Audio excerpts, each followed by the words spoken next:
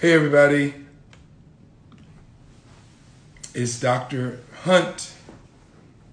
I'm here to do my second live video. We're talking about the No Guesswork Diet, the book. Here's a copy of the book here. And today we're going to talk about something that I get a lot of in my clinic, and people are asking me about, why is it so difficult to lose, to keep the weight off that you've lost? And so I think it's a really deep discussion, and there's a lot of science behind it, but I'm trying not to bore people. And we're not going to be too long on it, but I'm going to just hit you with the highlights so that you can make it really easy to understand, and that you can, to the point where you can explain it to other people. So I think I want to start by saying people can lose weight. Losing weight or weight loss and weight maintenance is difficult, but the easier part of the two is weight loss. So people can lose weight, but it's so much harder to keep the weight off. And so, and that's the most frustrating part, right? So it's like you work so hard to lose weight, and then before you know it, you've regained all the weight back. And I can tell the feeling. It can be tough and it can be disheartening. One of the examples, and this is probably not a great example, but I'm going to use it anyway. If anyone's ever gone to a casino and gambled, you go to the casino, you gamble, you start winning, you get really, really excited. Your limbic system, which is your craving center, starts to spin, and you're gambling. You're enjoying it. You're winning, and you're really riding high.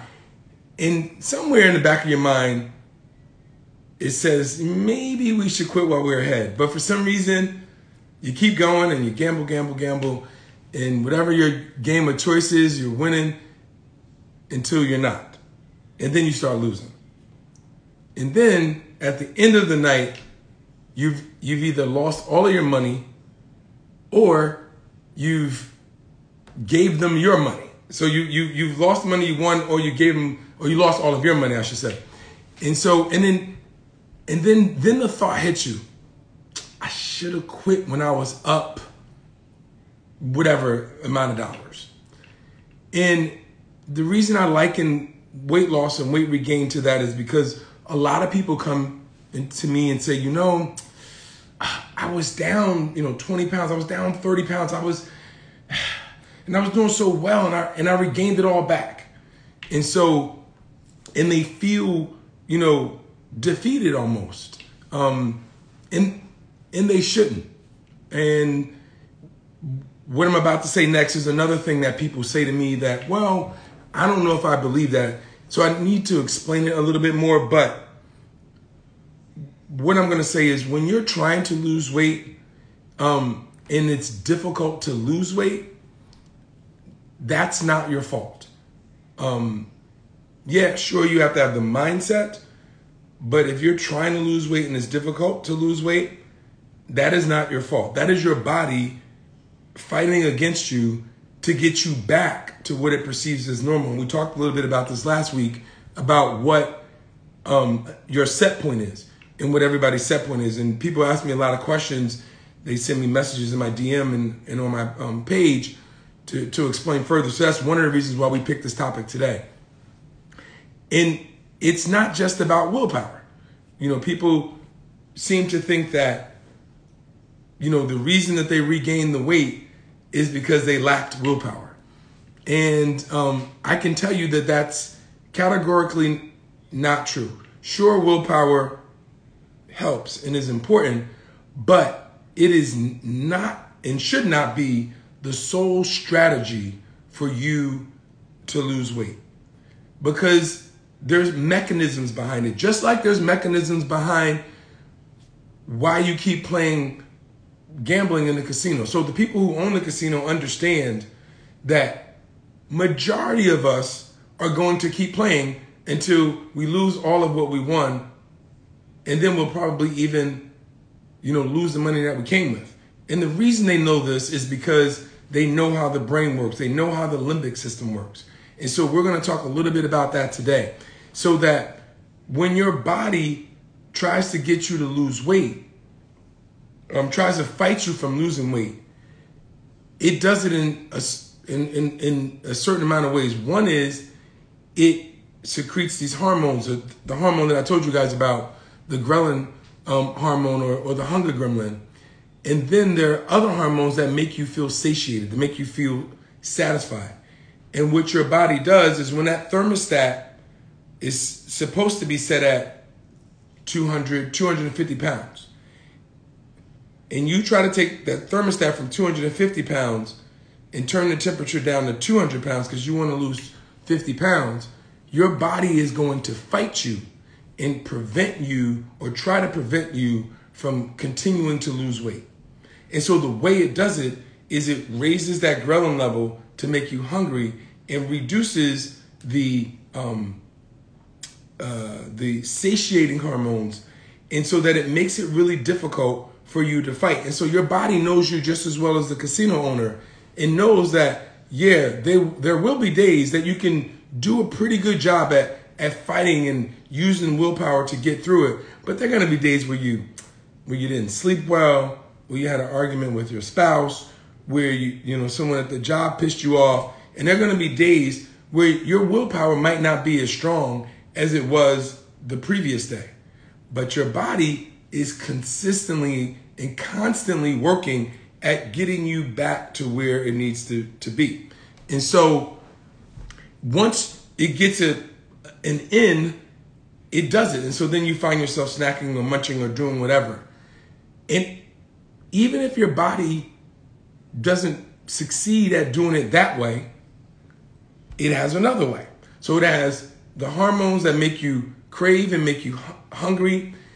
And then your body is in control of your metabolism, so that if you start to lose weight, your body will decrease your metabolism. Now, mind you, your metabolism decreases anyway when you lose weight, because if, let's say you have a bigger house, you need more heat to heat that house. If you have a smaller house, you don't need as much heat. So your metabolism decreases normally anyway. But what your body does when you're trying to lose weight is, the normal decrease in your metabolism might be here, your body decreases it even more. So that now, not only are you craving more and you're more hungry, your metabolism is also lower. So, when you put it that way, sometimes people say, well, I can't win. My body is fighting against me. But, I look at the glass half full. And your body's fighting against you, but because we know what your body is doing, we know how to fight it. And so we know what the hormones are, we know how to address those hormones, and we know what your body does when it decreases your metabolism. So because of it, we know what to do. We didn't know that several years ago. There's a good example of that. I don't know how many of you ever saw the show The Biggest Loser. There was an episode, the 2009 episode of that showed, they showed these guys who were, on the show and losing weight, and the NIH followed these people, men and women, for up to 6 years after they left the show. They lost over 200 pounds. And what they found was that 6 years later, almost all of them had regained their weight. And when they checked their metabolism again, their metabolism dropped about 15% more than what they would have expected.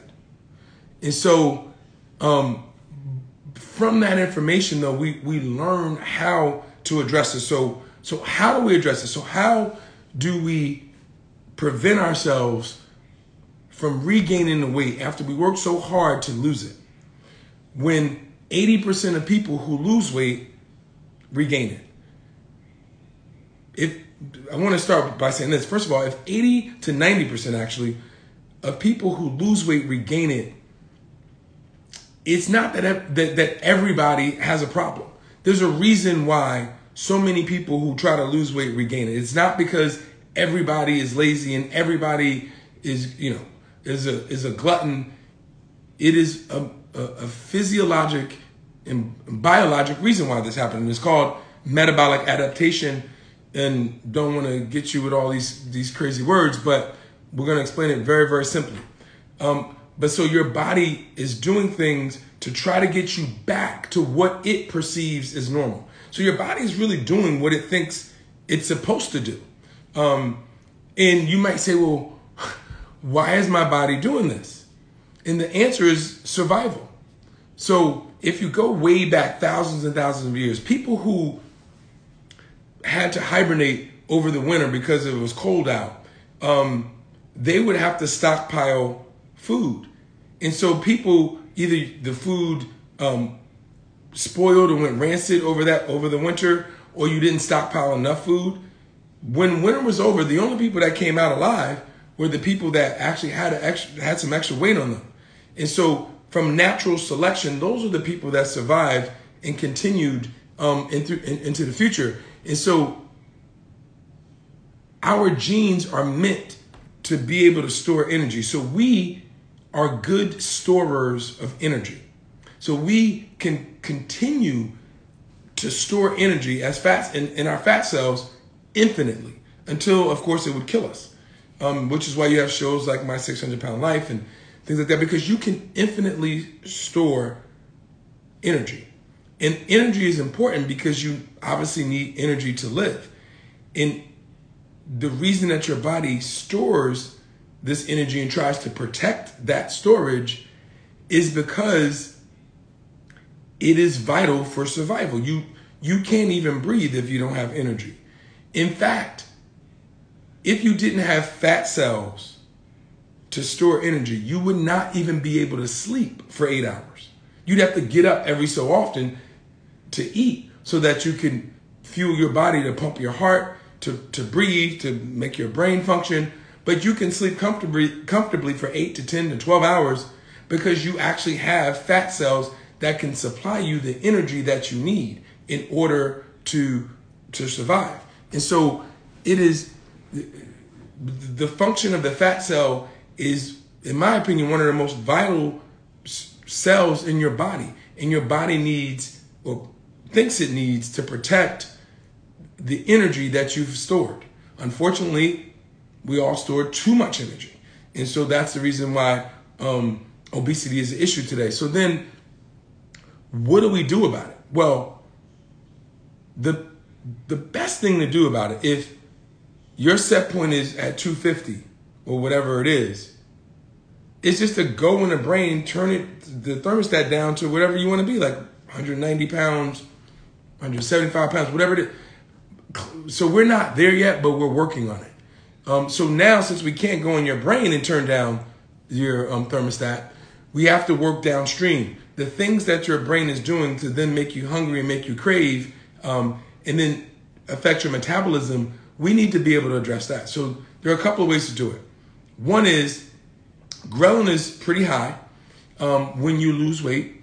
And so you need to know how to manage ghrelin. This is a hormone game, as I mentioned many times. And so you need to try to decrease your ghrelin. And the best way to decrease it with food is with protein. So protein is very helpful at decreasing your ghrelin levels. And so you need a good 25 to 30 grams of protein to do an effective job at decreasing your ghrelin. And so what I tell people is that make sure you get a decent amount of protein at mealtime. But not only should you decrease your ghrelin, you need to keep your ghrelin down.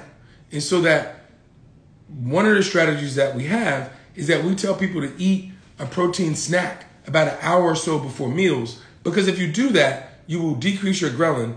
You'll go to lunch or dinner. You won't even be that hungry, but you should eat, because what happens is as you get closer and closer to mealtime, ghrelin grows and it goes higher and higher and higher until when you're really, really close to mealtime, it's super high and it makes you hungry and makes you crave. So that if you eat a protein snack before meal, about an hour, 45 minutes before meals, you will drop your ghrelin levels.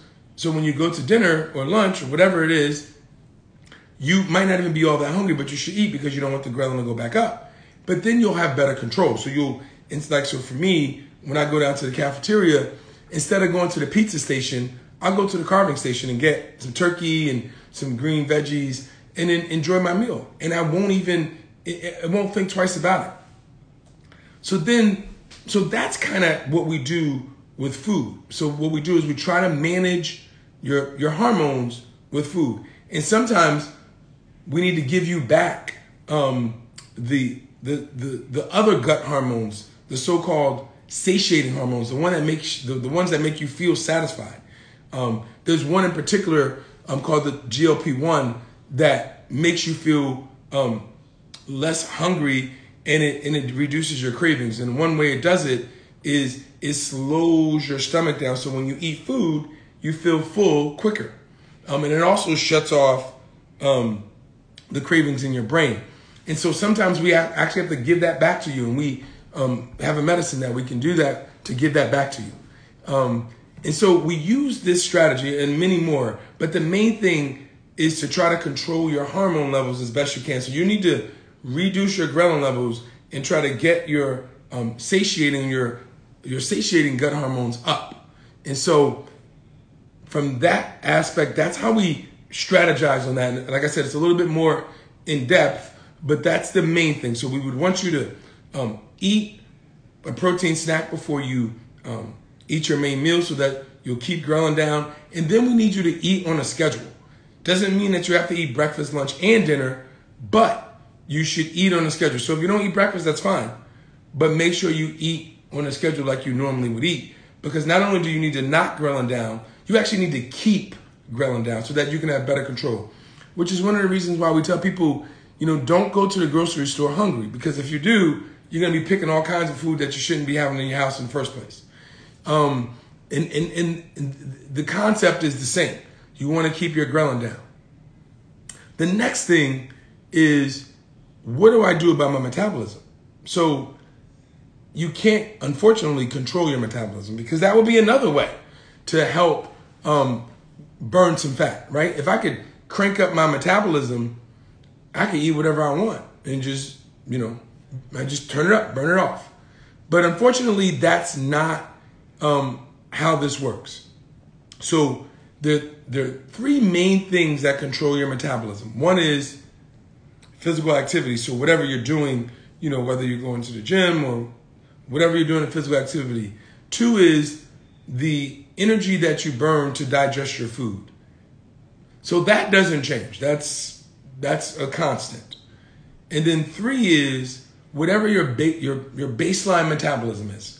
When people say, oh, I have a slow metabolism, what they're talking about is their baseline metabolism. The metabolism that you have when you're not eating, when you're not doing anything at all. You're just sitting or laying down. That we can't control either. So we can't control the energy we burn when we eat food for the most part.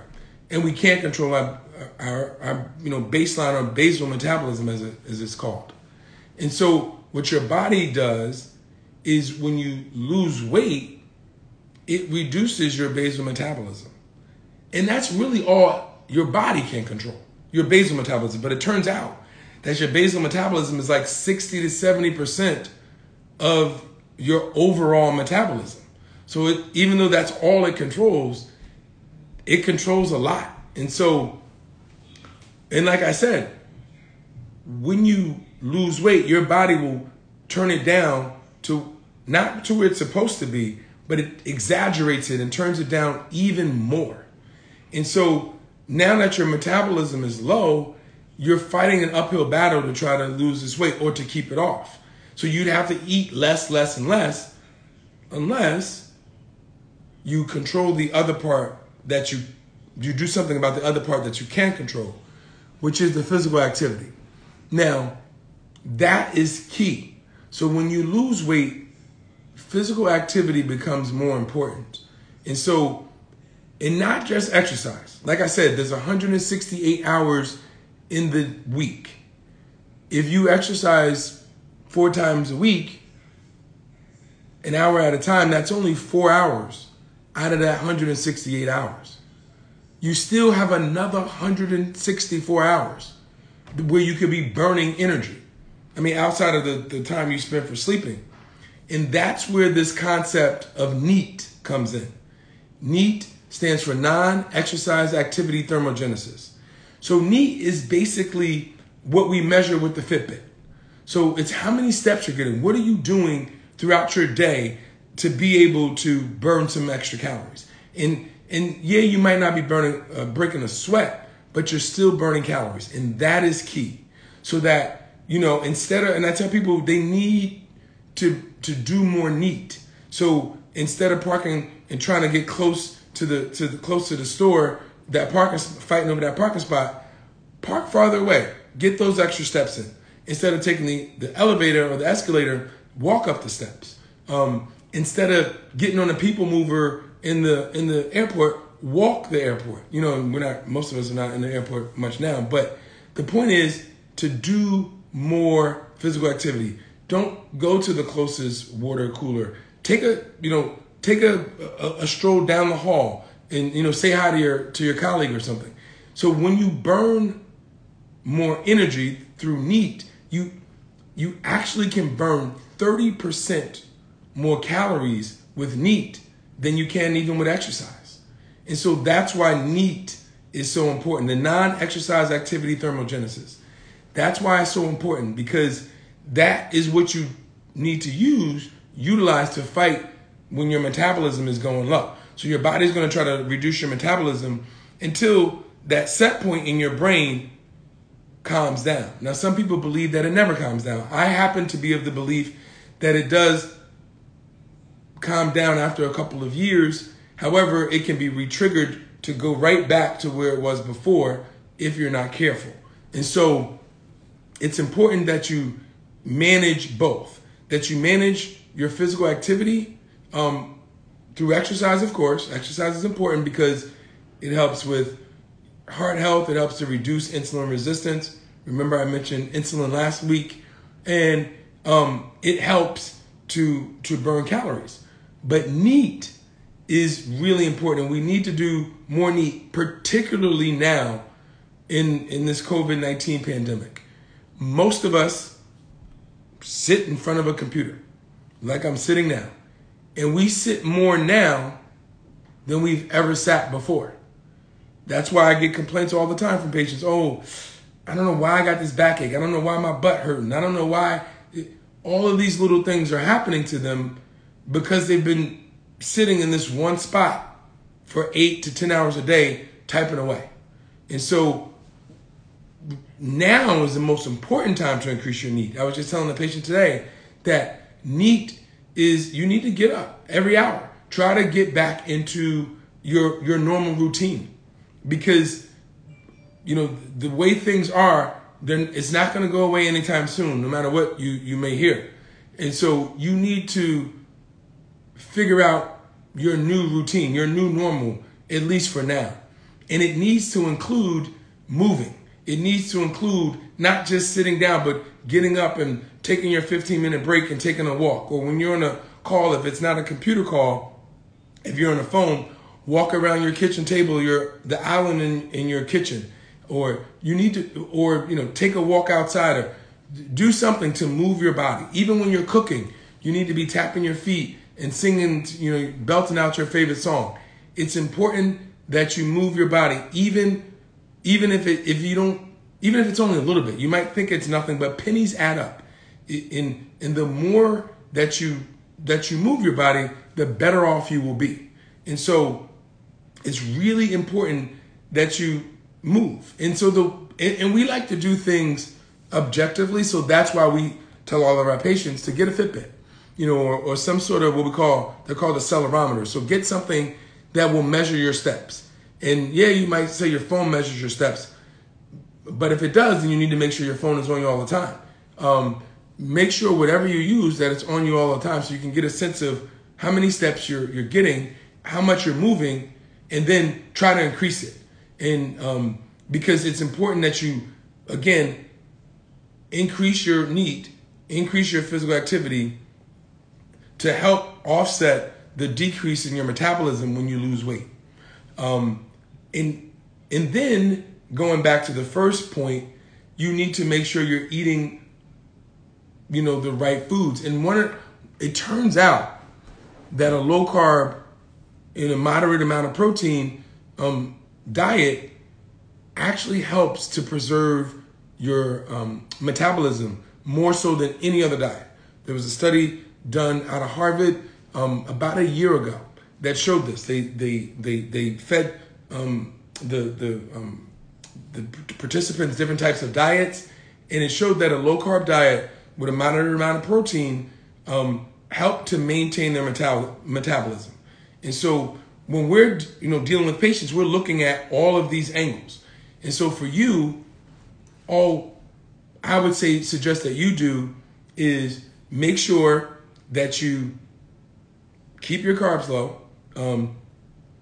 So sugars and refined carbohydrates. Fiber is a carb, but it's a good carb. So eat plenty of fiber, but keep your sugar low and your refined carbohydrates like bread, rice, pasta, and potatoes, because those things turn into sugar when it enters your blood. And so keep those things low and keep your protein up to a moderate level. And a moderate level when you're losing weight is, depending on your size, is anywhere from 60 to 100 grams of protein a day. And it may be more depending, again, on your size. And so if you eat a low carb, you keep your carbs low and keep your protein up to a moderate level, it will help to maintain your metabolism. And to help control your cravings and your hunger, you need to do this, utilize the strategy that I just discussed in making sure you keep your protein up enough at meal times, making sure you're eating at least 20 to 30 grams of protein at mealtime, and then try to eat a protein snack about 1 hour to about 45 minutes before meals so that you keep your ghrelin down.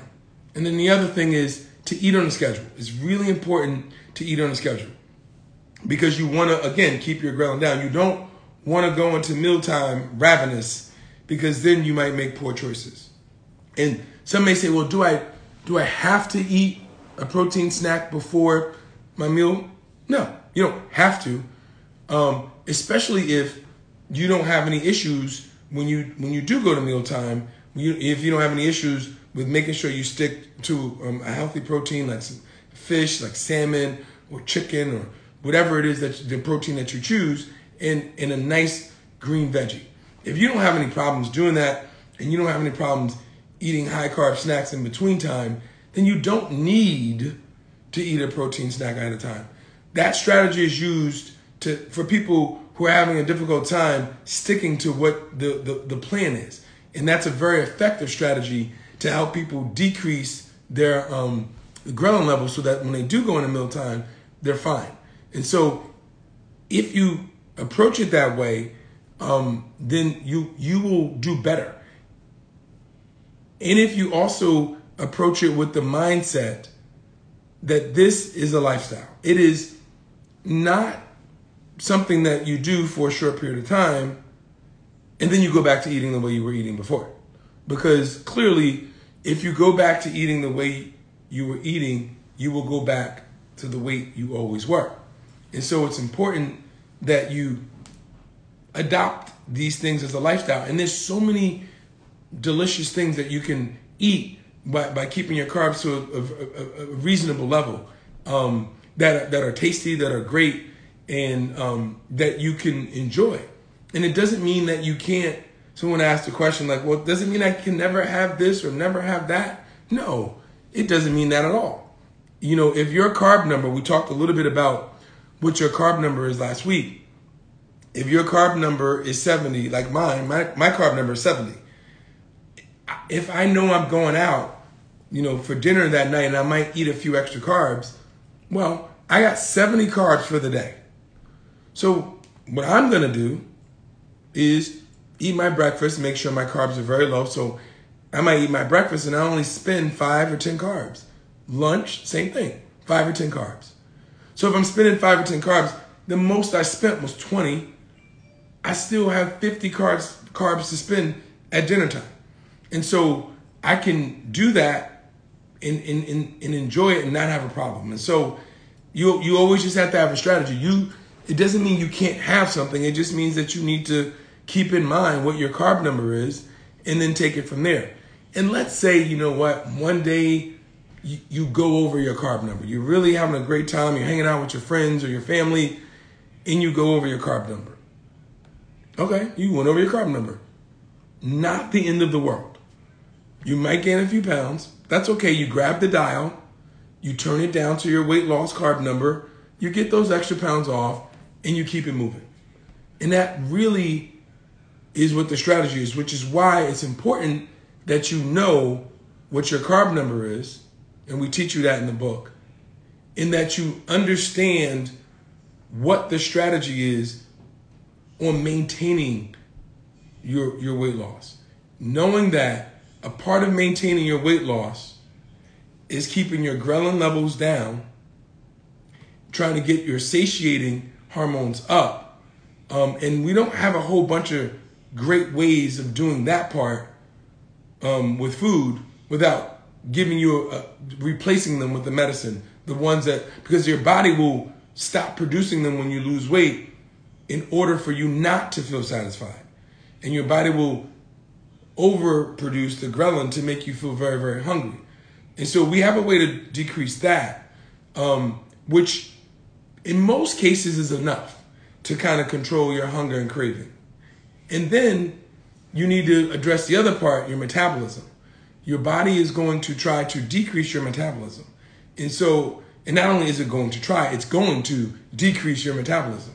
And so you then need to figure ways to counteract that. And the way you do that is by increasing your physical activity.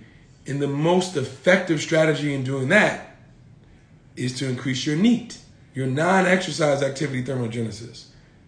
Yeah, we want you to exercise. It's really important that you go out and you get on your treadmill or you go and pump that iron or you do whatever it is you do. But if in between that, you're just sitting on the couch with the clicker, I guess it helped, but you're not really burning calories the other 164 hours of the week. And so you really do need to maximize your NEAT.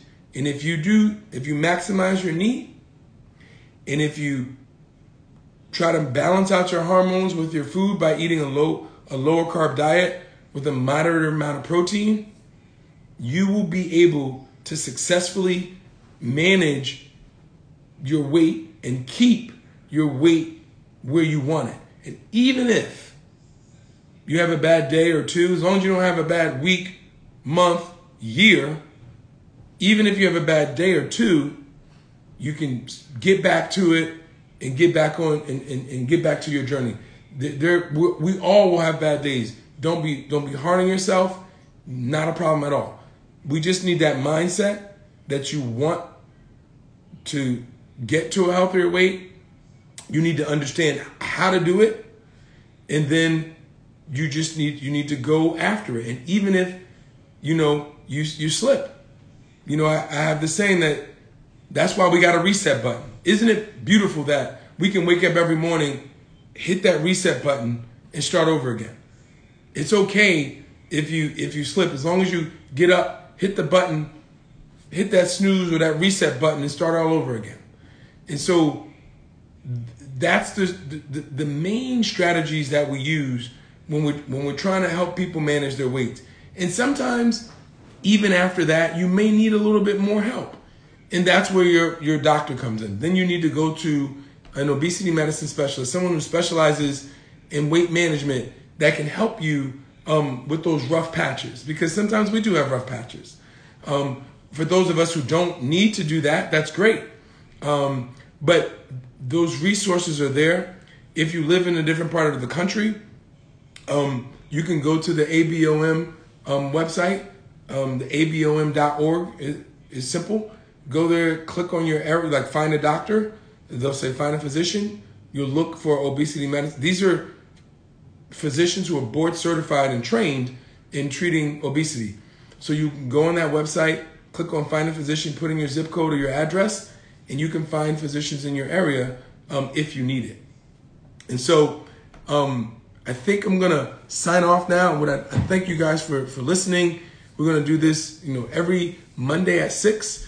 You can email me your questions. Most of the things I talk about are from emails DMs that you've sent me, or things that you put in my feed, questions that you've had.